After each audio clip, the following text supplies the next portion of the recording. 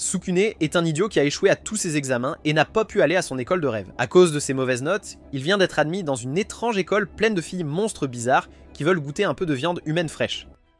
Nice. Tout a commencé le premier jour de son école en traversant une forêt effrayante. Tsukune entend des bruits étranges et sent quelque chose l'observer. Il est même effrayé par une bande de chauves-souris, ce qui le fait tomber par terre. Mais juste au moment où le perdant pousse un soupir de soulagement, une fille aux cheveux roses sur un vélo le percute et les envoie tous les deux au sol. Elle s'appelle Moka et elle s'excuse gentiment, troublant tellement Tsukune qu'il ne se rend même pas compte qu'il a les mains sur ses cuisses. Il s'écarte immédiatement et tente de s'excuser, mais ensuite, il commence à saigner du nez. Dans un tournant choquant, Moka est attirée par l'odeur du sang et elle se penche pour lui mordre le cou. Il se trouve qu'elle est une vampire, bien que son ton doux et son sourire amical rendent difficile de prendre le danger au sérieux.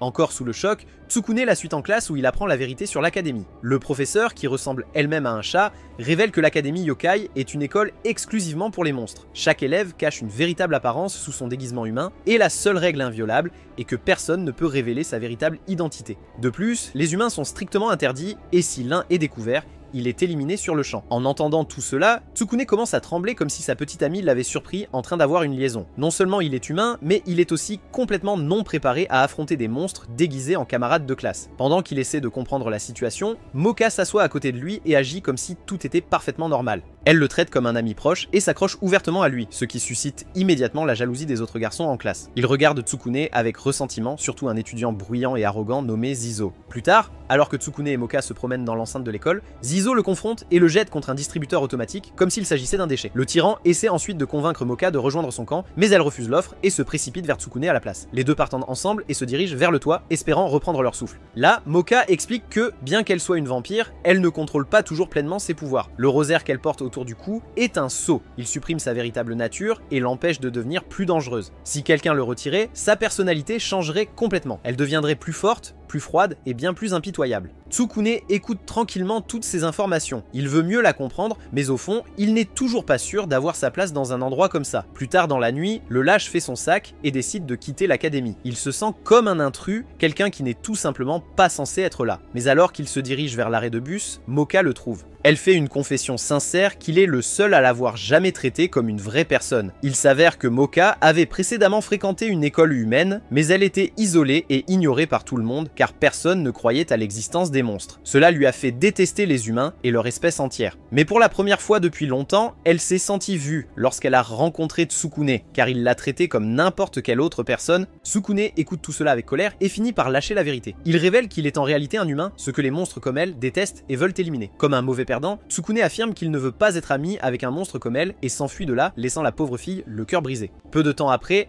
Zizo trouve Moka seul et décide de se venger du rejet qu'il a subi plus tôt. Il se transforme en sa véritable forme, un orc imposant à la force brute et rage violente. Bien que cela soit contraire aux règles de l'académie, Zizo s'en fiche et commence à attaquer Moka avec sa langue collante, la trempant dans un fluide gluant. Tsukune, quant à lui, entend les cris de la pauvre fille et réalise rapidement que le tyran l'attaque. Il revient pour la sauver, mais ne fait pas le poids face à une créature comme Zizo, qui l'écarte d'un geste. Alors que Tsukune est étendu blessé sur le sol, une Moka inquiète se précipite à ses côtés. Il s'excuse enfin pour les mots méchants qu'il a lâchés plus tôt et dit qu'il la traite aussi comme une amie. Leur moment émotionnel est interrompu lorsque Zizo arrive et jette Tsukune comme une poupée de chiffon une fois de plus. Mais pendant la lutte, Tsukune attrape accidentellement le rosaire de Moka et le libère. Dès que cela se produit, le ciel s'assombrit et une lumière vive commence à rayonner de son corps. Puis un essaim de chauve-souris apparaît de nulle part et commence à fusionner avec elle, la transformant en une vampire à part entière. Désormais, la douce Moka s'est transformée en une créature froide et menaçante, qui est bien plus puissant que tout ce que Zizo peut gérer. Il manque de se faire dessus même avant que le combat ne commence, réalisant qu'elle est un monstre puissant de classe S. Moka lance alors une frappe mortelle en voyant Zizo s'écraser contre le sol et le battant presque instantanément. Avec le combat désormais terminé, elle se dirige vers Tsukune et le porte doucement vers un endroit sûr. Il se réveille peu de temps après à côté de la version familière et gentille de Moka. Elle agit comme si rien d'inhabituel ne s'était passé, mais Tsukune est stupéfait lorsqu'il apprend que le bus scolaire n'arrive qu'une fois par mois. Le lendemain matin, Tsukune se réveille dans le dortoir des garçons, s'habituant enfin au fait que ses camarades de classe sont des monstres littéraux. Il va tranquillement à la salle de bain et se rafraîchit tandis que des monstres de toutes sortes marchent à côté de lui. Plus tard, alors que Tsukune s'habille et se dirige vers l'école, une Moka excitée l'attend déjà. Elle veut marcher avec lui, ce qui le transforme instantanément en cible car tous les autres garçons de l'école le voient maintenant comme l'ennemi public numéro 1. Même une fille aux cheveux bleus nommée Kurimu semble les observer à distance avec jalousie. En avançant un peu plus loin, Moka dit à Tsukune qu'elle est prête à l'aider de toutes les manières possibles et à le protéger des monstres. Ces mots déconcertent Tsukune, mais elle lui mord soudainement le cou pour du sang comme si c'était son café du matin. Cela le fait paniquer et s'enfuir de là, laissant la pauvre Moka regretter ses actions. Peu de temps après, Tsukune arrive à un lac où il trouve Kurimu en difficulté sur le sol, demandant de l'aide. Il est instantanément émerveillé par sa beauté et ses attributs sacrés, le figeant sur place. Après que Tsukune l'aide à se relever, Kurimu ne perd pas de temps et commence à flirter avec lui. Elle se rapproche aussi beaucoup et frotte ses atouts contre lui, l'hypnotisant instantanément. Les deux se dirigent ensuite vers l'infirmerie, tandis que la fille rusée continue d'être collante. Après s'être présentée comme sa camarade de classe, elle s'accroche à nouveau à lui comme une sangsue. Cela hypnotise tellement le pauvre gars qu'il la serre dans ses bras avec force, presque comme s'il l'aimait. À ce moment-là, Moka arrive sur les lieux et est étonnée de voir les deux ensemble. Elle demande qui est cette nouvelle fille, mais Kurimu répond qu'elles sont meilleures amies à partir de maintenant. Sous son contrôle, Tsukune commence à penser que Moka ne l'aime que pour son sang, et lui lance même des piques. Plus tard en classe, Kurimu continue à jouer son rôle tandis que Moka semble confuse et bouleversée. Les deux se confrontent dans le hall principal où Kurimu révèle enfin ses véritables intentions. Elle admet qu'elle est jalouse de Moka et veut être la fille la plus populaire de l'école, adorée par tous les garçons. À ce moment-là, Tsukune arrive et essaie de s'excuser auprès de Moka pour les paroles méchantes qu'il lui a dites plus tôt, mais il finit par la blesser davantage sous l'influence de Kurimu. Ces mots brisent le cœur de Moka, la poussant à s'enfuir en larmes comme un enfant qui vient d'être grondé par ses parents. Maintenant qu'ils sont seuls, Kurimu emmène Tsukune à l'infirmerie pour utiliser sa magie et prendre le contrôle total sur lui. Elle commence par l'attaquer avec ses intrigues, et ce n'est qu'une question de temps avant que le pauvre garçon cède. Pendant ce temps, Moka, qui pleure dehors, entend soudain une voix venant de son rosaire qui révèle que Tsukune est en danger. Elle explique aussi que Kurimu est une succube et qu'elle drainera lentement la vie de Tsukune jusqu'à ce qu'il soit éliminé. Cela plonge Moka dans un état de panique. Elle se précipite donc immédiatement pour sauver son ami. De retour à l'infirmerie, Tsukune essaie de résister à la tentation, alors une Kurimu enragée se transforme en sa véritable forme. Elle est sur le point de l'éliminer quand Moka surgit et la jette directement par la fenêtre. Kurimu réagit rapidement en attrapant Tsukune et en essayant de s'échapper dans les bois, mais une Moka déterminée les suit. Cela frustre encore plus Kurimu et elle commence à attaquer les deux de toutes ses forces. Elle révèle que sa race est sur le point de disparaître, donc elle doit choisir soigneusement des hommes alpha et se reproduire avec eux. Réalisant qu'il pourrait être éliminé, Moka exhorte Tsukune à enlever son rosaire. Mais peu importe ses efforts, il n'y arrive pas. Alors que Kurimu se prépare à porter un coup final, Tsukune saute devant Moka et décide de prendre le coup à sa place. Son acte désintéressé allume un feu à l'intérieur de Moka et son rosaire tombe enfin, réveillant instantanément son moi vampirique. Ses cheveux deviennent alors argentés, son aura devient terrifiante et toute son allure hurle au combat de boss. Un Kurimu choqué essaie de frapper en premier, mais Moka finit par la vaincre en un seul mouvement propre. Moka est prête à en finir avec le combat pour de bon, mais Tsukune intervient et lui demande de laisser partir Kurimu. Bien qu'elle soit en mode vampire, Moka l'écoute et remet son rosaire, redevenant ainsi la version douce. Le lendemain, Tsukune et Moka marchent ensemble à nouveau, agissant comme si de rien n'était. Mais Kurimu arrive avec une surprise, elle apporte des cookies et dit qu'elle a aussi de véritables sentiments pour Tsukune maintenant. Tout d'un coup, une autre fille rejoint le triangle amoureux, ou peut-être que c'est un harem maintenant. Quelques semaines plus tard, les résultats des examens de mi-session tombent à l'académie Yokai et Tsukune est en pleine crise. Son classement est si bas qu'il est pratiquement négatif, tandis que Moka est presque au sommet, comme une reine des monstres avec que des A. Pendant qu'il boude à propos de sa performance, les autres étudiants continuent de le regarder de travers pour traîner avec Moka comme s'ils étaient déjà mariés. C'est à ce moment-là qu'un nouveau personnage entre en scène. Yukari Sendu, une petite prodige de la sorcellerie qui peut sembler appartenir à l'école primaire, mais dont le QI ferait probablement pleurer Einstein. Depuis un coin, elle regarde Moka avec affection, indiquant qu'elle a un faible pour elle. Mais les choses se gâtent lorsque Yukari est harcelée par 3 élèves plus âgés. Ils commencent à la bousculer parce qu'elle est une sorcière qui ne porte pas l'uniforme de l'école. Cependant, Yukari ne se laisse pas faire et utilise sa magie pour faire tomber des objets lourds sur leur tête. Cela met tellement en colère les aînés qu'ils décident de lui donner une leçon devant tout le monde. Mais Moka s'interpose. Elle leur dit de garder leur distance avec Yukari. Et bien que les harceleurs soient furieux, ils décident de partir pour l'instant. Plus tard, Moka et Tsukune s'assoient pour discuter avec Yukari. Mais c'est à ce moment-là qu'elle leur révèle, de manière décontractée, qu'elle est amoureuse de Moka. Elle explique qu'elle n'est pas seulement fan, mais qu'elle a des sentiments romantiques véritables, ce qui laisse les deux autres complètement choqués. Plus tard, Moka essaie de continuer sa journée, mais Yukari s'accroche à ses plans comme un nouveau-né, aux grandes dames de tous les garçons de l'école. Essayant de donner un sens à tout cela, Tsukune parle avec Yukari, espérant une conversation normale, mais elle le voit comme un ennemi et lui lance immédiatement un sort, faisant tomber toutes sortes d'objets sur lui. Pendant ce temps, les 3 mêmes voyous d'avant rôdent à proximité, observant tout comme des pervers. Un plan. Plus tard, Tsukune se retrouve à nouveau à l'infirmerie, cette fois-ci soignée par Kurumyu qui profite discrètement de tout cela. Elle espère que si Yukari conquiert le cœur de Moka, elle pourra avoir Tsukune pour elle toute seule. Elle ne le dit pas à voix haute, mais son sourire en dit long. Pendant ce temps, Yukari est juste à l'extérieur de la pièce et utilise sa magie pour forcer Tsukune à attraper Kurumu. Moka arrive à ce moment-là et les remarque dans une situation compromettante, prête à se déchaîner contre eux. Mais tout le monde réalise bientôt que c'est l'œuvre de Yukari qui a utilisé une poupée vaudou pour ses méfaits. Plus tard en classe, Tsukune finit par perdre son sang-froid. Il réprimande Yukari pour ses bêtises et dit qu'être une enfant ne lui donne pas le droit de jouer avec les sentiments des gens. Un instant, Yukari semble vraiment blessée. Elle lui dit qu'elle a toujours été seule et Tsukune se sent mal en entendant cela, mais ensuite, elle lui joue un autre tour et s'enfuit avant qu'il ne puisse répondre. Les flashbacks montrent le passé difficile de Yukari. Et il est révélé que les autres monstres ne l'ont jamais acceptée parce qu'elle est une sorcière. Elle a été isolée toute sa vie, ce qui explique probablement le mélange de génie et de chaos en elle. À l'extérieur de l'école, Yukari croise le même trio de tyrans, mais cette fois, ils ne cherchent pas seulement à l'effrayer, ils veulent en finir avec elle pour de bon. D'un autre côté, Tsukune gronde Moka pour traîner avec cet enfant et lui demande de fréquenter de meilleurs amis. Mais la fille vampire sait que Yukari est innocente et essaie juste de se fondre avec les autres, alors elle se précipite pour la retrouver. Une fois seule, Kurumu dit aussi à Tsukune que Yukari a été seule toute sa vie, donc elle a agi de cette façon pour faire face à sa solitude. Ailleurs dans la forêt, Yukari a été acculée par les trois aînés, qui révèlent enfin leur véritable forme de monstre. Ils se transforment en hommes lézards, des créatures massives dotées d'une grande intelligence et d'une grande force. En les voyant s'approcher, Yukari se remémore l'époque où elle a dû donner une leçon à des harceleurs en utilisant sa magie. Dans le présent, elle essaie de faire de même avec sa baguette, mais l'un des hommes lézards la mord en morceaux, montrant qu'ils ne sont pas là pour plaisanter. Juste au moment où il semble que tout espoir est perdu, Moka arrive, suivi de Tsukune, puis de Kurumu aussi. Notre héros protège même la petite sorcière des monstres, même si cela signifie être malmené dans le processus. À un moment donné, Tsukune a à peine la force de marcher, mais il continue quand même à affronter les tyrans pour sauver les filles. Alors qu'il titube, il retire involontairement le rosaire du cou de Moka, ce qui provoque le chaos. En un instant, elle se transforme en vampire et commence à parler sérieusement, comme si elle était devenue une toute nouvelle personne. Cette vampire aux cheveux d'argent, Moka, n'est pas d'humeur à jouer, et en moins d'une minute, elle met à terre les trois hommes lézards sans même transpirer. Avec les lézards pris en charge, Yukari est émue car pour la première fois de sa vie, elle a enfin des amis. Elle s'excuse plus tard auprès de toute la classe pour avoir été un fléau et ils lui pardonnent et commencent à la soutenir. Toutefois, l'intrigue prend une nouvelle tournure lorsque Yukari annonce qu'elle a aussi un faible pour Tsukune, provoquant chez les deux autres filles une crise de rage. La vie de Tsukune à l'académie Yokai commence à rentrer dans une sorte de normalité étrange, alors qu'il se retrouve à ne plus être isolé. Il est maintenant entouré d'amis et reçoit l'attention qu'il n'a jamais eue dans le monde des humains. Cependant, sa popularité grandissante fait également de lui le centre de la jalousie, ceux qui n'apprécient pas qu'un perdant comme lui se rapproche de filles comme Moka, Kurumu et Yukari. Un jour, Tsukune tombe sur trois types bizarres,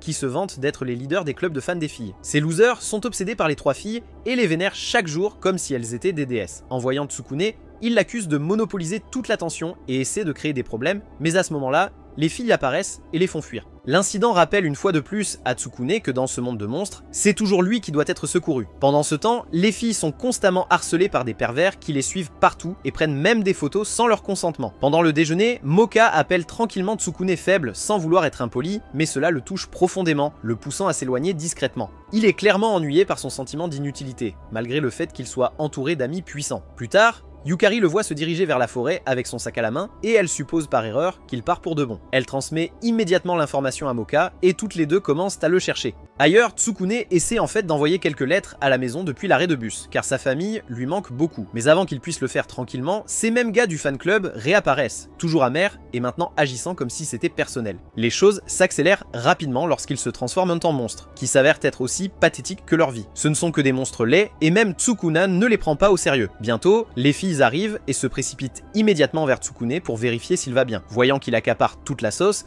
les trois gars du fan club deviennent tellement furieux qu'ils fusionnent en un monstre hideux. Tsukune s'avance pour affronter le monstre, mais plutôt que de se battre, il fait ce qu'il sait faire de mieux. Il retire le rosaire de Moka, libérant ainsi le vampire mortel qui sommeille en elle. Les gars du fan club sont épris de sa forme de vampire et la couvrent de louanges, espérant qu'elle leur rende l'appareil, mais ce que Moka leur offre, c'est un coup de pied mortel qui les envoie voler au loin. Après la bataille, les créatures retrouvent leur forme originale et promettent de ne plus jamais causer de problème. Pendant ce temps, Tsukune explique enfin qu'il ne fuyait pas, il voulait juste rester en contact avec ses parents, ce qui fait que tout le monde se sent mal d'avoir supposé le pire. Peu après, le bus arrive enfin et Sukune remet les lettres au chauffeur. Moka remet aussi son rosaire et reprend à nouveau sa douce version. Plus tard en classe, l'enseignant annonce que le bus scolaire viendra désormais tous les jours en raison de la forte demande. Non seulement cela, mais l'académie a enfin installé une ligne téléphonique pour le monde des humains pour une meilleure communication. Cette nouvelle égaye instantanément l'humeur de Sukune, car il réalise qu'il peut parler à sa famille plus facilement. Mais son moment de paix est interrompu quand une Moka désespérée l'approche et suce encore son sang.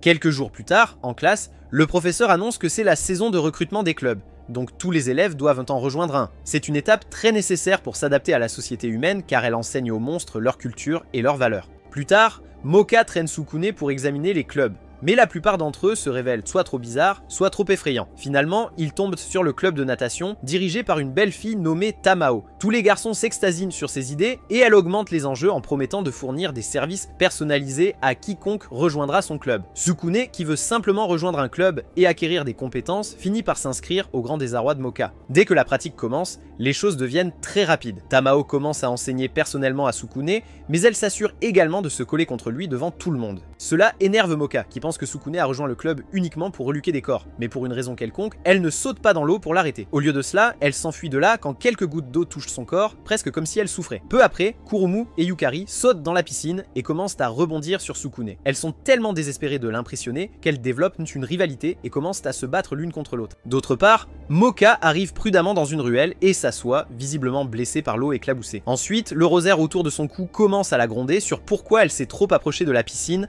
alors qu'elle savait que c'était dangereux. On découvre que les vampires ont en fait une faiblesse, et c'est l'eau. De retour à la piscine, les étudiants s'amusent comme des fous, nageant et rebondissant les uns contre les autres. On dirait plus une fête à la piscine qu'une séance d'entraînement, où toutes les filles semblent ivres et déconnectées de la réalité. Kurumu et Yukari sont également engagées dans une bataille acharnée, où elles tentent de s'humilier mutuellement en essayant différents tours. Pendant ce temps, Moka pleure toujours seule, tandis que Rosario lui dit de se débarrasser de Sukune. Le pendentif la met en garde contre l'approche de la piscine, car elle est dangereuse et pourrait avoir des conséquences catastrophique. Cependant, Moka sait que Sukune se soucie vraiment d'elle et n'est pas du tout égoïste. Elle ignore donc l'avertissement de Rosario et se précipite vers la piscine pour rencontrer son petit ami. Ailleurs à la piscine, Sukune est approchée par Tamao, qui lui demande d'oublier Moka. Elle révèle ensuite qu'elle l'aime depuis la cérémonie d'ouverture et qu'elle ne peut pas arrêter de penser à lui. Le perdant, Sukune, est troublé de recevoir maintenant de l'attention de la part des aînés, mais dit qu'il n'est pas intéressé car il a une petite amie. Il tente alors de partir, mais Tamao le retient et dit que ce n'est pas possible. C'est alors que les autres gars dans la piscine commencent à se transformer en zombies. En réalité, Tamao et son gang sont en fait des sirènes qui drainent l'énergie vitale des garçons. Ils piègent tout le monde dans la piscine et se préparent à se régaler d'eux. Juste à ce moment-là, Moka arrive et saute dans la piscine sans hésitation pour sauver son petit ami. Mais à cause de sa faiblesse face à l'eau, elle finit par se noyer tandis que Sukune est contraint de regarder. Juste au moment où tout espoir semble être perdu, Kurumu tire Tamao en arrière, permettant à Sukune de plonger dans l'eau et d'enlever le rosaire. Cela déclenche immédiatement la transformation et malgré le fait d'être mouillé, Moka se transforme en vampire. Bien que les sirènes soient choquées en la voyant, Tamao sait qu'elles ont encore l'avantage dans l'eau, mais les chances sont rapidement équilibrées lorsque Kurumu et Ariake se joignent et abattent certaines sirènes. Frustrée, Tamao tente d'attaquer une dernière fois, mais la vampire Moka la pousse directement dans un filet, comme si elle terminait un match de volleyball et met fin au combat une bonne fois pour toutes. Après avoir sauvé Sukune, la vampire le gifle au visage pour être un enfant égoïste qui ne prend pas en compte les sentiments de Moka. Le jour suivant, il pleut et Sukune réfléchit toujours à tout ce qui s'est passé. Moka ne vient pas en classe, ce qui l'inquiète, mais il la retrouve le soir. Sukune s'excuse immédiatement pour ses actions et dit qu'il n'a jamais voulu la blesser. Il décide également de ne pas retourner au club de natation, car c'est trop dangereux pour elle d'y aller. Alors que les deux discutent, leur professeur de classe, qui se trouve bronzé, leur conseille de rejoindre le club de journalisme à la place. Moka et Sukune sont d'accord, mais Yukari et Kurumu débarquent brusquement, voulant également se joindre. Le lendemain commence mal pour Sukune, alors que Moka enfonce ses crocs dans son cou pour un peu de jus de petit déjeuner. Notre gars, qui est maintenant en gros sa boîte à jus personnelle, commence à paniquer à l'idée de peut-être mourir d'une perte de sang. Avec Sukune encore tremblant à cause de l'écoulement de sang, le groupe se dirige vers le club de journal. Ils sont surpris de découvrir qu'il n'a que 4 membres, mais les choses deviennent plus étranges lorsqu'un beau seigneur nommé Jin entre et tend un bouquet aux filles, comme s'il essayait d'être le Roméo du campus. Ensuite, leur professeur présente Jin comme le président du club, et lors de leur première discussion, il mentionne qu'il y a un voyeur inquiétant sur le campus qui prend secrètement des photos des filles. Ils devront trouver plus d'informations sur lui, alors il demande à Moka et Kurumu d'afficher des prospectus sur les murs. Mais les choses prennent une tournure sombre quand ils commencent secrètement à les épier, pendant qu'elles sont occupées avec leurs tâches. Juste à ce moment-là, Sukune arrive sur les lieux et le surprend en train de faire cet acte dégoûtant. Il confronte immédiatement Jin devant tout le monde en disant qu'il matait les filles sans honte, mais Jin, étant le manipulateur sournois qu'il est, retourne l'accusation contre Sukune et prétend que c'est lui le dégoûtant. Les filles ne se posent même pas de questions et giflent Sukune immédiatement dans un accès de rage. Moka s'en va ensuite furieuse, laissant Tsukune derrière, essayant de comprendre pourquoi sa vie devient chaque jour un festival de gifles. Plus tard, alors qu'elle boude dans la salle de bain, le rosaire de Moka se met à parler et la prévient de l'aura louche de Jin. Le lendemain matin, Tsukune essaie de s'excuser auprès d'elle, mais elle lui fait toujours la tête. Entre-temps, Jin entend par hasard des filles qui bavardent sur le fait que Tsukune et Moka pourraient être ensemble, et cela le rend furieux. Cela montre clairement qu'il a aussi un énorme béguin pour la fille vampire. Jin pousse un cri fort de frustration, mais quand les filles enquêtent sur le bruit, il est parti. Et bien sûr, Tsukune est le malchanceux qui se tient à proximité, ce qui le fait paraître coupable encore une fois. Plus tard, Jin prétend être l'ami de Tsukune et dit qu'il croit en lui. Il conduit Tsukune à une fenêtre et lui dit de monter sur un tambour pour enquêter sur quelque chose. Tsukune, étant comme d'habitude naïf, monte et regarde à l'intérieur, seulement pour se rendre compte qu'il a été trompé et qu'il regarde dans le vestiaire des filles. Et tout d'un coup, Jin prend quelques photos compromettantes, tandis que Tsukune essaie encore de comprendre ce qui vient de se passer. Les filles à l'intérieur l'attrapent aussi et le roulent de coups, le laissant inconscient. D'un autre côté, Kurumu et Yukari commencent à se poser des questions sur toute cette affaire d'espion. Quelque chose semble vraiment étrange, alors ils décident d'approfondir et de découvrir la vérité. Plus tard sur le toit, Moka est seul lorsque Jin l'approche et tente de se rapprocher d'elle. Il essaie même de l'embrasser, mais Moka le repousse, toujours pas prête à accepter le fait que Tsukune est l'espion. Frustré, Jin sort la fausse photo, preuve que Tsukune est un voyeur. Il dit même que Tsukune a déplacé le tambour juste pour les épier, mais c'est alors que Kurumu et Yukari arrivent sur les lieux et posent la question à 1 million de dollars. Comment Jin savait-il pour le tambour alors qu'il n'était même pas sur la photo? Jin panique et commence à sortir des excuses au hasard, mais c'est trop tard. Les filles réalisent qu'il a en fait piégé Tsukune et que Jin est en fait le véritable voyeur. Les choses vont de mal en pis quand il laisse accidentellement tomber un tas de photographies qui confirment ses activités de harcèlement. Maintenant que la vérité a été révélée, Jin perd la tête et se transforme en sa forme monstrueuse. Il se transforme en un loup-garou mortel et il s'avère qu'il est aussi un monstre de classe S, tout comme Moka. Jin devient incroyablement puissant lorsqu'il y a une pleine lune brillante, ce qui fait de lui un adversaire imbattable. En ce moment, Tsukune arrive sur le toit et se précipite imprudemment sur le loup-garou mortel comme s'il allait faire quelque chose. Il est facilement écarté, mais Tsukune fait ce qu'il sait faire le mieux. Il arrache le rosaire de Moka, libérant son côté vampire sauvage. Cependant, cette fois, elle a trouvé son égal car Jin obtient un énorme coup de vitesse et commence à tourner autour de Moka. Il explique que tout comme les vampires sont connus pour leur force, les loups-garous sont connus pour leur rapidité. Mais juste quand la situation semble mauvaise, un nuage couvre soudainement la lune, ralentissant Jin. Moka saisit cette occasion et inflige une raclée brutale, envoyant Jin dégringoler du toit et mettant fin au combat une fois pour toutes. Le lendemain, le club de journalisme affiche des tracts partout sur le campus pour blanchir le nom de Tsukune et révéler Jin comme étant le véritable bizarre. Le karma arrive rapidement et Jin se retrouve poursuivi par une foule de filles en colère cherchant à lui infliger une punition attendue depuis longtemps. Après un numéro réussi du journal de l'école, le club de journalisme est sur un petit nuage. Leurs exemplaires se vendent rapidement, ce qui mérite une fête. Tout le monde est d'accord pour organiser une fête après les cours, mais alors que l'équipe est excitée par l'événement, Tsukune fait une rencontre étrange. Une fille mystérieuse s'approche de lui, complimente le groupe pour être proche et amical, puis demande un journal. Pensant qu'elle n'est qu'une étudiante curieuse, Tsukune lui tend une copie froissée de sa poche, mais au lieu d'être ennuyée, elle le trouve mignon de près, ce qui a immédiatement déclenché des sonnettes d'alarme dans son harem croissant. Plus tard, la fille réapparaît en classe et est présentée comme Misore Shirayuki, une élève qui rejoint après une longue absence. Il s'avère qu'elle était censée assister dès le début de l'année, mais a séché tous les cours jusqu'à présent. Ce même jour, Tsukune remarque que Misore le suit de manière très louche. Quand il essaie de demander ce qui se passe, elle lâche tranquillement la bombe qu'elle adore, ses articles de journal, et elle le prouve en sortant tout un album consacré à son travail. Cela étonne notre garçon puisque ces articles sont destinés uniquement aux étudiants de l'académie. Pourtant, Misore avait lu chacun d'eux, même si elle n'était pas inscrite ici. Pendant ce temps, dans la salle des professeurs, le professeur d'éducation physique s'approche du professeur de la classe de Tsukune et la prévient au sujet de Misore. Il affirme qu'elle a une personnalité étrange et a causé des problèmes dans son ancienne école, ils doivent donc la surveiller de près. Ailleurs, elle l'entraîne dans la forêt pour passer un moment seul, insistant sur le fait qu'ils sont les mêmes parce qu'ils sont tous les deux seuls. Tsukune essaie de se rendre à la fête du club, mais Misore ne veut pas en entendre parler. Elle menace que s'il part, quelque chose de mauvais pourrait arriver à Moka. Pendant ce temps, Moka est dans la salle du club en attendant Tsukune et les autres. Mais au lieu de l'équipe de fête habituelle, elle est accueillie par une Misore toute trempée. Sans aucun avertissement, la fille étrange la plaque au sol et commence à l'étrangler. Moka essaie de la gifler, mais cela ne fait pas beaucoup de dégâts car il s'avère que la fille est en fait une marionnette de glace, pas la vraie. Le clone transforme alors son bras en lame de glace et s'approche pour tuer. Mais heureusement, Kurumu arrive et aide Moka à s'échapper. Ailleurs, Tsukune est aussi en difficulté, ballottée comme une poupée de chiffon par la vraie Misore. Elle utilise ensuite sa magie de glace pour le geler sur place, insistant sur le fait qu'il lui appartient à elle seule. Mais avant que les choses ne s'aggravent, Kurumu et Moka arrivent et rompent le sortilège. Misore essaie d'attaquer à nouveau, mais Tsukune intervient, lui disant qu'il n'est pas seul comme elle. Ces mots la frappent comme un coup de massue et elle s'est immédiatement enfuie de là. le cœur brisé. Quelque temps après, le professeur d'éducation physique se promène dans la forêt lorsqu'il aperçoit Misor recroquevillée dans un coin en train de pleurer. Il va la consoler et la scène change. En revanche, Tsukune, Moka et Kurumu sont tombés malades à cause de toute la glace qu'ils ont mangée il y a quelque temps.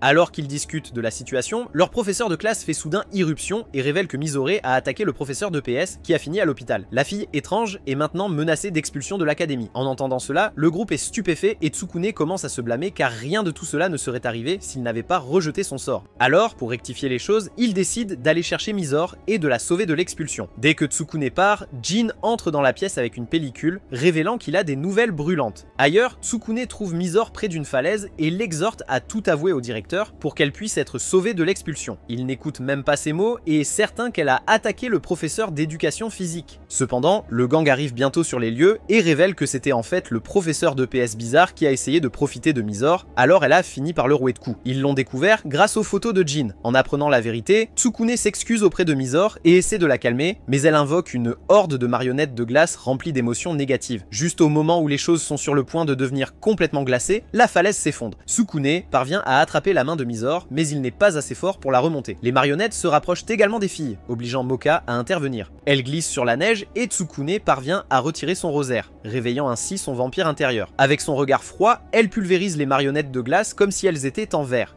Ensuite, elle sauve Tsukune et Misor et donne un coup de pied retourné à Misor pour la sortir de sa dépression émotionnelle, lui disant d'arrêter de se plaindre de mourir et de se reprendre en main. Le lendemain matin, le groupe félicite Jin pour avoir pris les photos qui ont sauvé Misor. Il profite de l'attention, mais la fête est interrompue lorsque quelques photos inappropriées tombent de son manteau. Il s'avère que le vieux pervers n'a toujours pas changé et les filles lui donnent une raclée sur le champ. Pendant que tout cela se passe, Misor observe depuis la porte, car il s'avère qu'elle est la nouvelle membre du club de journalisme. Le lendemain, un nouveau professeur arrive à l'académie Yukai et tous les mecs commencent à baver devant ses courbes. C'est Madame Ririko, une prof de maths connue pour ses techniques d'enseignement agressives. Plus tard, Tsukune essaie de survivre au cours de mathématiques sans se ridiculiser complètement. Ririko lui demande nonchalamment de résoudre une équation, mais le pauvre idiot ne sait pas comment faire. Sentant sa frustration, Ririko s'approche de lui et lui avertit de manière séduisante que les examens finaux approchent, il doit donc être prêt. Après les cours, un Tsukune désespéré demande à Moka de lui enseigner les mathématiques et elle accepte sans hésitation. Elle l'invite même à son dortoir, ce qui le plonge dans la panique. Moka prend alors une gorgée de son sang, mais à ce moment-là, Kurumu apparaît et propose aussi son aide, ne voulant évidemment pas que Moka se rapproche davantage. Yukari, qui se dit génie, intervient également, impatiente de montrer son cerveau de niveau Einstein. À la surprise générale, Misore se présente aussi et demande si elle peut rejoindre en disant qu'elle a raté beaucoup de cours et qu'elle doit rattraper. Tsukune est submergée par toutes les offres et essaie de s'échapper, mais Moka décide qu'ils devraient tous étudier ensemble. Pendant la séance d'études, Yukari explique les formules mathématiques comme si elle lisait la Bible, ce qui laisse Tsukune encore plus confus que jamais. Mais Moka l'aide en expliquant chaque équation de la manière la plus simple. Elle propose même d'écrire toutes les notes pour lui, le faisant se sentir comme un prince. Plus tard, alors que Moka et Tsukune discutent dans le couloir, Ririko surprend leur conversation et apprend que le groupe fait des sessions d'études. Cela l'irrite beaucoup et elle s'exclame que ces sessions sont inutiles puisque les étudiants les utilisent juste comme excuse pour s'amuser. Tsukune essaie d'expliquer qu'il a appris quelque chose, mais Ririko le saisit de manière inconfortable et lui ordonne de venir à son dortoir demain soir pour une séance de tutorat privé. Le lendemain matin, le groupe est assez envieux du fait que leur nouveau professeur de mathématiques essaie d'éloigner Tsukune d'eux. Bien que Moka soit vraiment inquiète pour lui, Kurumu est jalouse que le professeur ait de plus grands projets qu'elle. Le soir, lorsque Tsukune arrive au dortoir de son professeur, il est choqué de la voir vêtue d'une tenue très révélatrice, du genre qui soulève plus de questions que de réponses. Il panique et dit que ce n'est pas approprié, mais Ririko le frappe avec sa queue et lui fait comprendre que la tenue est destinée à l'aider à se concentrer davantage. Elle affirme également qu'en tant qu'enseignante, elle doit être respectée et que toutes ses stratégies ne doivent pas être remises en question. Le pauvre Tsukune n'a même pas la possibilité de réagir, et seuls ses cris désespérés sont entendus au loin. Le lendemain, lorsque les filles rencontrent Tsukune, elle le trouve complètement hypnotisé, débitant des formules mathématiques avancées comme une calculatrice sur pattes. Il n'est plus le garçon confus et écarquillé qui a échoué à ses examens, mais plutôt un zombie récitant des équations sans âme derrière ses yeux. Moka remarque que quelque chose ne va vraiment pas, alors elle s'approche de Tsukune avec le carnet qu'elle a préparé pour lui, essayant de le sortir de là. Mais Ririko la bloque et lance des piques passives-agressives, disant que Moka est la raison pour laquelle Tsukune échoue et devrait rester à l'écart si elle se soucie vraiment de lui. Ce soir-là, lors d'une autre séance d'études, il est révélé que Ririko n'est pas seulement une tutrice bizarrement vêtue. En réalité, elle est un monstre cobra et elle utilise sa queue pour électrocuter Tsukune pendant leur session, manipulant son cerveau pour le rendre complètement sous son contrôle. Lorsqu'il demande à propos de Moka, elle le punit et essaie de lui enseigner d'une manière très personnelle. Heureusement, Moka entend ses cris et se précipite au dortoir pour le sauver des griffes de la méchante tutrice. Ririko est furieuse que Moka interfère encore une fois avec ses plans, alors elle l'attaque avec ses pouvoirs de cobra. Mais avant que la situation ne s'aggrave, Mizore arrive et utilise ses pouvoirs de glace pour souffler une rafale glaciale sur Ririko. Moka attrape ensuite une bougie et la lance au visage de la femme serpent, créant un bref moment de distraction. C'est tout ce dont Tsukune a besoin, car il aperçoit le cahier éparpillé de Moka, le saisit, et le flot de souvenirs le ramène à la réalité. Avec un regain de concentration, il enlève le rosaire de Moka, déclenchant sa transformation en effrayante vampire. Sans hésitation, la vampire Moka décocha un coup de pied tournant en plein visage de Ririko, réalisant un coup digne d'un combat d'arts martiaux mixte qui envoya le monstre serpent voler à travers la pièce. Mizore enchaîna en la congelant en un bloc de glace solide, juste au cas où elle penserait à s'essayer autre chose. Les examens finaux arrivent le lendemain, mais Tsukune ne sait rien, car tout cet apprentissage sous hypnose a disparu de sa tête. Après les examens, il retrouve Moka et la remercie de l'avoir toujours aidé à sa manière discrète. À sa grande surprise, il réussit effectivement avec Mizore et Yurika, mais Kurumu échoue. Quelques jours plus tard, les vacances d'été arrivent enfin et le club de journal reçoit des nouvelles excitantes de leur professeur toujours détendu. Ils iront dans le monde humain pour les vacances. Cela éclaire instantanément la pièce, sauf pour Moka qui ne partage pas exactement le même enthousiasme. C'est parce qu'elle a vécu dans le monde des humains auparavant et elle ne l'a pas vraiment apprécié. Elle se sentait seule là-bas. Cependant, Tsukune la réconforte et lui promet d'être toujours à ses côtés cette fois-ci. Ils partagent d'un doux moment et sont sur le point de s'embrasser quand, comme d'habitude, l'équipe de harem gâche l'ambiance avec leur interruption parfaitement synchronisée. Alors que le bus scolaire se prépare à partir, Tsukune cherche Jin du regard, mais Kurumu mentionne avec désinvolture qu'il a échoué à trop de cours et a été condamné à des examens de rattrapage. En ce moment, il est encadré personnellement par nul autre que mademoiselle Ririko, ce qui signifie qu'il va être là pendant un moment. Peu après, le groupe monte dans le bus qui passe bientôt par le même tunnel mystérieux. Une fois qu'ils en sortent, ils sont de retour dans le monde humain qui est animé et plein de vie. En voyant cela, Tsukune ne peut pas contenir son excitation. Il est enfin de retour chez lui et commence à crier comme un touriste qui vient de voir Times Square. Les filles sont perplexes face à sa réaction et se demandent pourquoi il est si excité, mais Moka sauve la situation en prétendant que Tsukune vivait ici avant de rejoindre l'académie yokai. Bientôt, ils arrivent sur une plage ensoleillée où les ballons de volley volent, les vagues se brisent et tout le monde s'amuse comme jamais. Kurumu et Yukari se disputent à nouveau pour savoir qui est la meilleure et celui qui finit par se faire malmener est le souffre-douleur Tsukune. Sukun, Yukari utilise même ses pouvoirs qui sont strictement interdits dans ce monde humain. Pendant ce temps, leur professeur bave sur du poisson cru comme si c'était sa mission de vie. Moka et Tsukune trouvent un moment de calme pour eux-mêmes et agissent de manière amoureuse puisque c'est la première fois qu'ils sont en voyage. Ils se rapprochent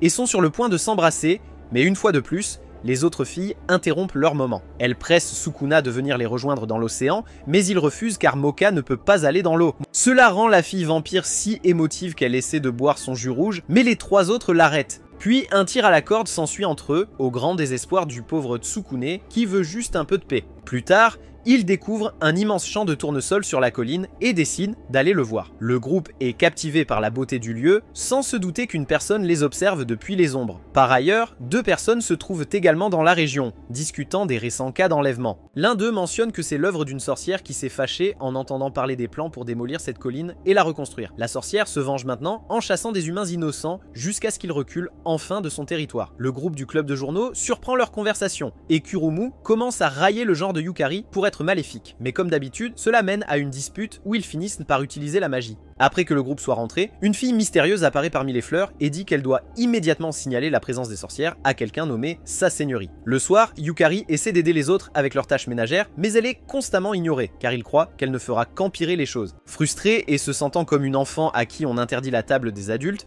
elle se rend seule au champ de tournesol. Là, elle rencontre la mystérieuse fille de tout à l'heure, qui se présente comme Ruby la sorcière. Étonnamment, au lieu d'attaquer, Ruby est gentille et douce, et Yukari ressent une connexion instantanée. Ruby commence à laver le cerveau de la petite fille en expliquant comment les humains sont sur le point de détruire leur colonie, juste pour un stupide projet de construction. Maintenant, elle prévoit de les éliminer tous avec l'aide des ordres de Sa Seigneurie. Yukari est sceptique à propos de tout cela, car elle est complètement contre la violence. Mais Ruby insiste que c'est la bonne décision. Quand Tsukune arrive et trouve les deux ensemble, Ruby le voit immédiatement comme une menace. Elle invoque des plantes monstrueuses pour l'attaquer, mais Yukari prouve qu'elle n'est pas facile à vaincre. Elle riposte avec sa magie, tranchant les plantes avec une assurance qui choque tout le monde. Pas prête à perdre, Ruby retient Yukari avec des lianes et invoque des plantes monstrueuses supplémentaires. La petite fille croit encore qu'elles peuvent être amies, alors elle essaie de la raisonner, mais Ruby a déjà pris sa décision. Finalement, Yukari est obligée d'invoquer des cartes puissantes qui tranchent d'à travers les monstres botaniques comme un couteau chaud dans du beurre. À la suite de cet incident, le reste du groupe arrive, et ils sont très impressionnés par la façon dont Yukari a réussi à sauver Tsukune toute seule. Même Kurumu est fière de son amie, malgré le fait qu'elle se dispute la plupart du temps comme si c'était leur passe-temps. Pendant ce temps, Yukari, avec tristesse dans sa voix, dit à Ruby qu'elles ne peuvent pas être amies. Autant qu'elle voulait se connecter, l'obsession de Ruby d'éliminer les humains rend cela impossible. Après qu'une Yukari blessée soit escortée par Kurumu et Mizore, nos tourtereaux ont enfin un peu de temps seuls. Ils se rapprochent de l'un l'autre et sont sur le point de s'embrasser quand soudain Tsukune est attaquée par des lianes, le rendant inconscient. C'est Ruby qui a une fois de plus lancé une attaque lâche et elle déclare qu'elle éliminera les humains d'une manière ou d'une autre. Mais voyant son petit ami sans mouvement sur le sol, Moka devient tellement furieuse qu'elle se transforme en vampire d'elle-même. Les autres filles découvrent également ce qui s'est passé et elles libèrent leur côté monstrueux pour se venger. Les 4 lancent une attaque combinée sur Ruby, la vainquant instantanément. Peu après, Ruby se réveille à l'intérieur de la tente où le club de journal l'avait amenée après les événements chaotiques à Witch Hill. Tsukune lui offre une canette de thé, essayant de montrer de la gentillesse, mais elle n'est pas exactement reconnaissante. Elle lui lance un regard froid et fait clairement comprendre qu'elle n'est pas intéressée par les bavardages. Tsukune explique qu'ils veulent seulement la comprendre et entendre sa version de l'histoire. Après une pause, Ruby est finalement convaincue et elle commence à parler de la colline. Elle leur dit que c'était autrefois un endroit paisible où les sorcières vivaient librement sans crainte, mais que cette paix n'a pas duré. Les humains ont fini par trouver la colline, tout détruire et chasser les sorcières. Depuis lors, elle considère les humains comme une menace et sa haine n'a fait que croître. Yukari prend la parole, affirmant que toute vie est importante et que la haine ne résout rien. Les autres sont d'accord avec elle, essayant de convaincre la sorcière que tous les humains ne sont pas mauvais. Mais Ruby les regarde avec mépris, comme si quelqu'un venait de lui dire que l'ananas a sa place sur la pizza. Elle leur dit que la colline est le seul endroit où elle appartient, et si elle est détruite, elle n'a nulle part ailleurs où aller. En entendant cela, Tsukune dit avec désinvolture qu'elle est toujours la bienvenue à l'Académie Yokai si elle veut un nouveau départ. Les autres filles sont d'accord avec lui et promettent même de l'intégrer dans leur prestigieux club de journalisme. Ruby ne dit pas grand chose après cela, mais elle les observe pendant un moment alors qu'ils rient et passent du temps ensemble sans participer mais clairement en train de prêter attention. Plus tard dans la nuit, lorsque tout le monde dort, Ruby quitte silencieusement la tente et retourne chez la sorcière. Elle ne croit pas qu'elle puisse changer, car elle pense toujours que la colline est le seul endroit qui la comprend. Quand elle atteint le manoir, elle essaie de tout rapporter à sa seigneurie, mais au lieu de trouver la paix, elle se retrouve empêtrée dans des vignes épaisses. Peu importe ce qu'elle espérait se transforme en quelque chose de pire. En revanche, le gang réalise qu'elle est partie, alors ils fouillent la zone et se dirigent rapidement vers la colline, mais dès qu'ils arrivent, ils sont pris en embuscade par les mêmes monstres végétaux qu'avant. Les filles sont prises dans les lianes et Ruby réapparaît, cette fois plus agressive que jamais. Ruby utilise alors sa baguette, faisant surgir du sol des centaines de soldats végétaux monstrueux. Elle révèle que sa seigneurie les avait entraînés pour les utiliser comme armes contre les humains. Réalisant qu'ils sont en danger, Kurumu, Yukari et Mizore se libèrent des lianes comme si c'était le jour des jambes à la salle de sport et commencent immédiatement à attaquer les monstres végétaux pour sauver les autres. Pendant le chaos, Tsukune essaie d'atteindre Moka, mais les lianes les tirent dans des directions différentes, leur causant une douleur immense. N'ayant pas d'autre option, il fait la seule chose qu'il sait faire, il saisit son chapelet et le retire. Comme toujours, la transformation libère une énorme décharge d'énergie qui déchire les lianes et les libère tous les deux. Moka se lance sans hésitation et donne un coup de pied puissant à Ruby, l'envoyant valser. Mais le combat est loin d'être terminé car la sorcière ne recule pas et commence à ressusciter tous les monstres végétaux tombés. Ils se relèvent en un instant, plus grands et plus forts que jamais. Une Moka inquiète essaie d'attaquer Ruby, mais finit par être jetée au sol comme un sac de pommes de terre. C'est la première fois que quelqu'un lui cause des dommages physiques, ce qui confirme à peu près que Ruby est aussi un monstre de classe S. Elle insiste sur le fait que tout ce qu'elle fait est sur les ordres de sa dame et qu'elle n'a pas choix. Pendant que Ruby et Moka s'engagent dans une bataille féroce, Tsukune court vers le manoir comme s'il était le personnage principal ou quelque chose comme ça. Kurumu, Yukari et Mizore font de leur mieux pour lui ouvrir la voie en abattant un monstre après l'autre. Pendant ce temps, alors que Tsukune s'approche du manoir, il remarque que sa structure est complètement couverte de racines et de vignes. Il commence à comprendre que l'origine de tous les monstres végétaux et du pouvoir de Ruby pourrait venir de là. À l'intérieur du manoir, il trouve la vieille dame à laquelle Ruby faisait référence, mais au moment où il la voit, il se fiche de choc. À l'extérieur, les 4 filles sont dépassées en nombre par Ruby et son armée de monstres végétaux. Juste au moment où tout semble perdu, Tsukune revient sur le champ de bataille et dit à Ruby ce qu'il a vu. Il révèle que sa dame est morte depuis longtemps et qu'elle s'accroche à un souvenir qui n'existe plus. Ruby est incrédule et dit que ce n'est pas possible, mais après avoir réfléchi un moment, elle est submergée par la vérité. Un flashback montre alors que la Ladyship a effectivement abandonné Ruby quand elle était enfant, mais elle a refusé de l'accepter et a continué à la voir tous les jours comme une psychopathe. Dans le présent, Ruby devient encore encore plus furieuse et utilise un sort qui fusionne tous les monstres végétaux en un gigantesque et grotesque. Les filles du club de journalisme se libèrent d'une manière ou d'une autre et font de leur mieux pour trouver le monstre, mais en vain. Même Mocha ne peut pas faire grand chose alors que Ruby utilise sa magie pour lui aspirer la vie. À ce moment critique, la petite sorcière Yukari a une idée, parce que bien sûr, la plus petite a le plus grand cerveau. Elle réalise que la seule façon d'arrêter Ruby est de détruire sa baguette, alors les filles se regroupent et parviennent d'une manière ou d'une autre à arracher la baguette des mains de Ruby. Maintenant que la sorcière est impuissante, Mocha agit et lance une attaque si puissante qu'elle coupe pratiquement le wifi du cerveau de Ruby. Le lendemain matin, le groupe se repose lorsque Jin arrive enfin, surprenant tout le monde en portant Ruby inconsciente dans ses bras. Il leur dit qu'il l'a trouvée flottant près de l'océan, comme si quelque chose l'avait gardée en vie et protégée après tout ce qui s'était passé. Les vacances d'été se terminent enfin et Sukune revient à l'académie Yokai avec un étrange nouveau sentiment. En fait, il a hâte de la voir. Pour la première fois, il n'est pas seul car il a beaucoup d'amis à ses côtés. Le club de journal imprime leur premier article post-vacances, qui inclut tout ce qui s'est passé à Witch Hill. C'est essentiellement leur version d'un documentaire de guerre, mais avec plus de drame et de rebondissements. Tsukune n'est pas trop content de la section sur les conseils de mode, qui a été écrite par Kurumu, mais avant qu'il puisse dire quoi que ce soit, les filles recommencent à se disputer à son sujet. Ils finissent par s'arrêter, car leur objectif principal en ce moment est de se concentrer sur le journal qu'ils doivent distribuer à toute l'académie. Cependant, au moment où ils atteignent les portes de l'école, ils sont confrontés à une surprise désagréable. Certaines filles distribuent déjà un nouveau journal, appelé le Yokai Square. Ces filles appartiennent à un club rival récemment formé et semblent bien trop préparées. À leur tête se trouve Kato, une junior à la langue bien pendue qui se présente comme la présidente du super club de journalisme. Elle révèle que le conseil de l'académie a approuvé, et maintenant, ils sont aussi un nouveau club. Leur nouveau papier est en couleur, tape à l'œil, et inclut des photos en maillot de bain, ce qui attire instantanément l'attention de tout le monde. Pendant ce temps, les impressions en noir et blanc du vieux club de journaux ressemblent à des reçus de supermarché, et personne n'y prête attention. Kurumu, qui prend le journal plus au sérieux que ses notes, perd immédiatement son sang-froid. Elle a fait beaucoup d'efforts pour écrire la section mode, et elle ne va pas abandonner si facilement. À la fin de la journée, le groupe parvient à distribuer quelques copies, mais les étudiants ne s'intéressent plus aux articles ennuyeux et les jettent simplement comme des déchets. En désespoir de cause, le groupe se tourne vers leur professeur principal, mais elle leur fait une révélation choc. Il s'avère que l'école a décidé que seuls les clubs les plus populaires resteront actifs, et que les moins populaires seront fermés. Déterminés à ne pas se laisser faire, Kurumu convoque une réunion d'urgence et dit à tout le monde qu'ils vont devoir redoubler d'efforts. Le lendemain, elle et Yukari arrivent en costume de maid, distribuant des journaux accompagnés de cookies faits maison et de lait gratuit. L'idée est simple, si vous ne pouvez pas les battre avec des images flashy, séduisez-les avec charme et sucre. Pendant un court instant, on dirait qu'ils se font remarquer, mais ensuite, le super club de la presse fait son retour, cette fois en maillot de bain, distribuant des photos exclusives d'eux-mêmes. La foule change instantanément et Kurumu reste les poings serrés tandis que Yukari doit s'enfuir après avoir été harcelé par un type louche dans la foule. Kurumu assomme le gars sans hésiter et ramène Yukari dans la salle du club, essayant de garder tout le monde ensemble. C'est alors que le président Jin arrive enfin avec son aura mystérieuse habituelle et probablement des photos plus explicites. Il révèle que le super club de journal est soutenu par le comité de sécurité, un groupe puissant et corrompu qui se fiche de qui est écrasé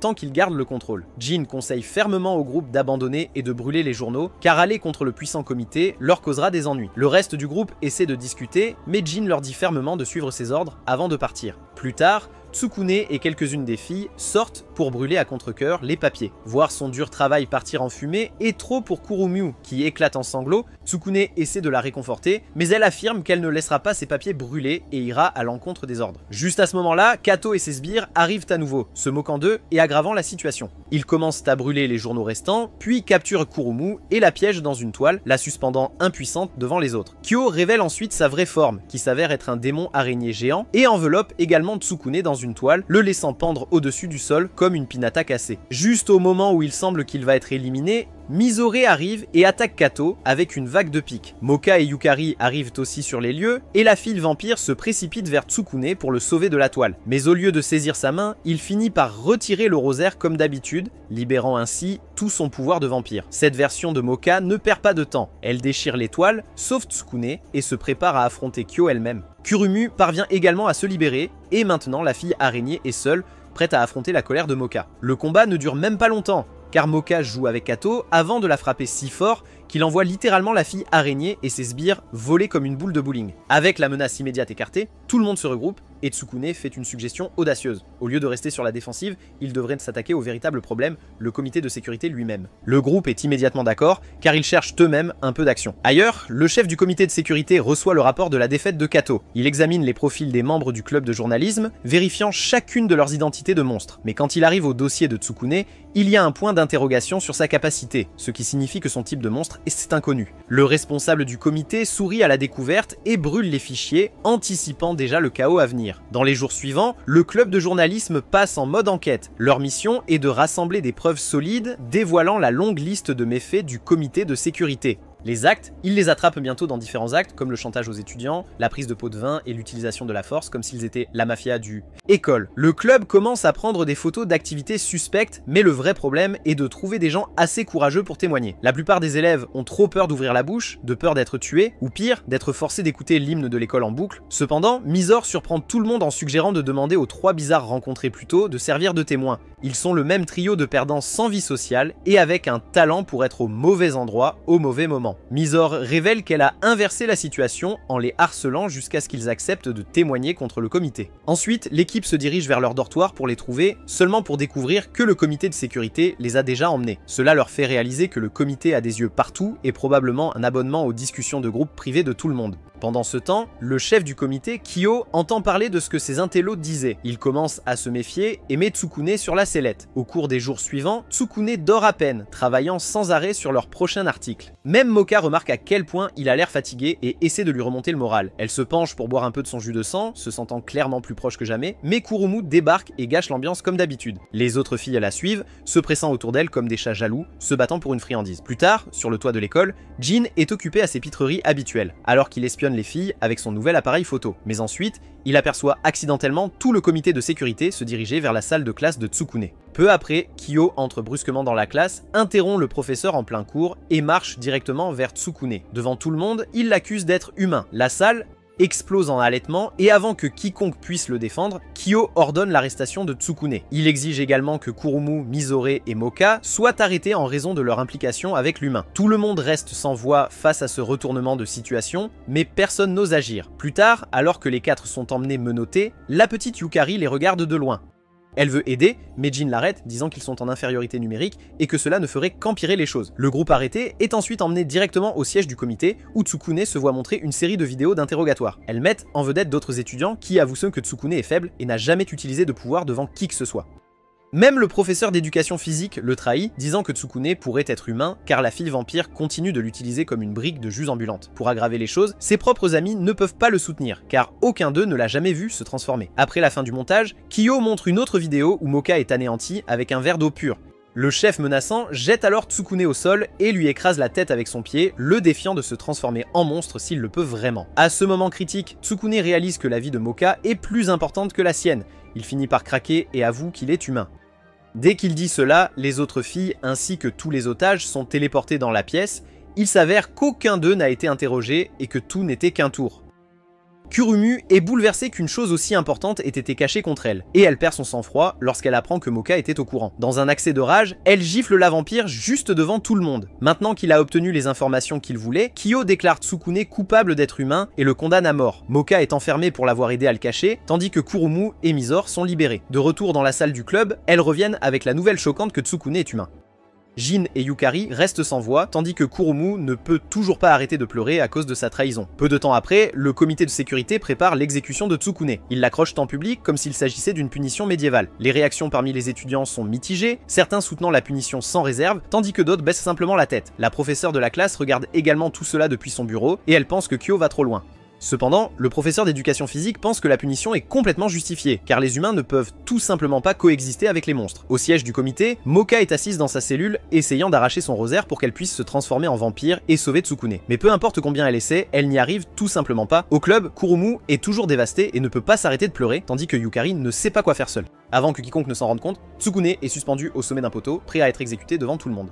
Avec l'identité humaine de Tsukune exposée, le directeur de l'académie Yokai interdit strictement toute interférence. L'enseignante de la classe fait de son mieux pour lui faire changer d'avis, mais il refuse, signant officiellement l'arrêt de mort de Tsukune. D'un autre côté, alors que son exécution approche, Tsukune réfléchit à la suite d'événements qui l'ont conduit ici. Au lieu de supplier pour sa vie, il fait calmement une dernière demande à Kyo. Il lui demande d'épargner les membres du club de journalisme car ce n'est pas de leur faute. Kyo répond qu'il tuera tout le monde, mais que ce sera rapide et indolore. Ailleurs, Misore est assise tranquillement près de l'océan, perdue dans ses pensées. Elle se souvient du moment où Tsukune lui a sauvé la vie et bien qu'elle ne pleure pas vraiment, son visage exprime clairement sa douleur émotionnelle. Juste à ce moment-là, un corbeau mystérieux arrive là et la fixe comme s'il essayait de faire passer un message. Pendant ce temps, Yukari fait de son mieux pour convaincre Kurumu qu'il devrait sauver Tsukune. Elle soutient qu'être humain ne change rien au fait qu'il a été le premier à les traiter tous avec une véritable gentillesse. Kurumu ne le nie pas, mais elle est bouleversée par le fait que Moka et Sukune ne lui aient pas suffisamment fait confiance avec leurs secrets. Alors que les deux continuent à se disputer, le corbeau louche les approche également. Dans la prison, Moka est assise, vaincue, et semble avoir abandonné. Elle ne peut pas arracher son rosaire, et commence à penser qu'elle est complètement impuissante. Son moi intérieur lui donne un petit discours d'encouragement, lui demandant si elle va vraiment rester là et laisser Tsukune mourir. Mais juste au moment où tout espoir est perdu, le corbeau réapparaît, pliant les barreaux de la prison comme s'ils étaient faits de spaghettis. En fait, ce n'est pas n'importe quel oiseau.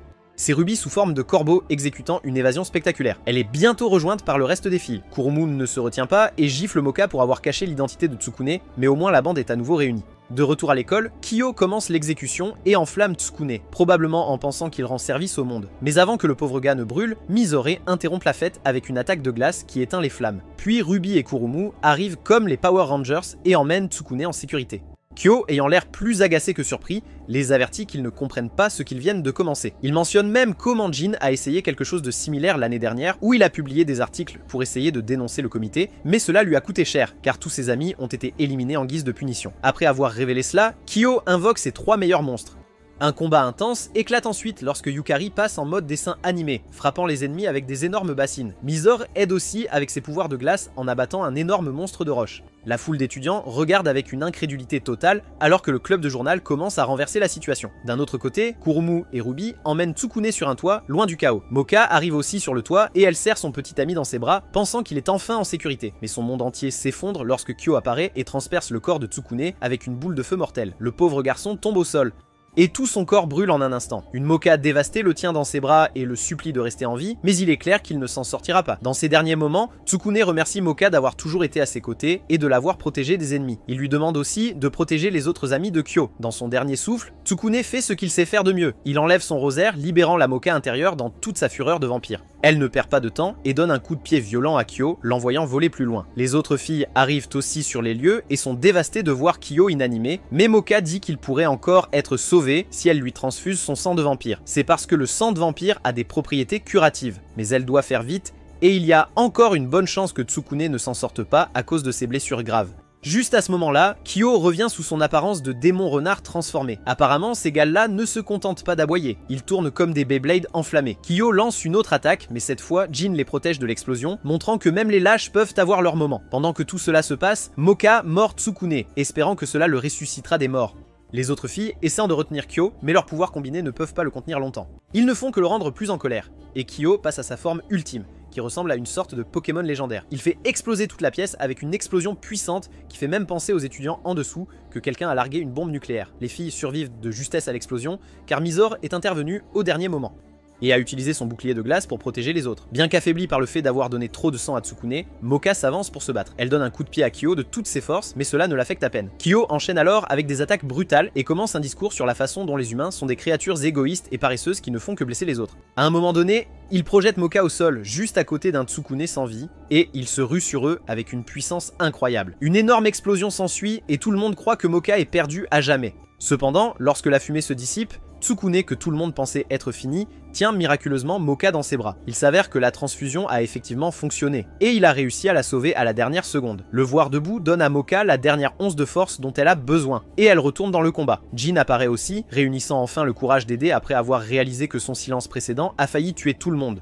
Il utilise sa vitesse incroyable pour retenir Kyo, donnant à Moka la chance de porter un coup si dévastateur qu'il crée un cratère au sol. Peu après, le reste des étudiants arrive sur les lieux et remarque Kyo vaincu par terre. Il suppose que c'était l'œuvre de Tsukune puisqu'il se tient juste devant son ennemi à terre. Aucune des filles ne le nie, et tout d'un coup, Tsukune est considéré comme une légende, bien qu'il n'ait aucun pouvoir. Par la suite, Tsukune se réveille à l'hôpital et rend visite à Moka avec un bouquet de roses. Il la remercie de lui avoir sauvé la vie avec un regard tendre et romantique. Il s'apprête à l'embrasser, visiblement partagé entre son amour pour les deux versions de Moka, lorsque le reste des filles fait irruption. Elles commencent toutes à se disputer et le spectacle se termine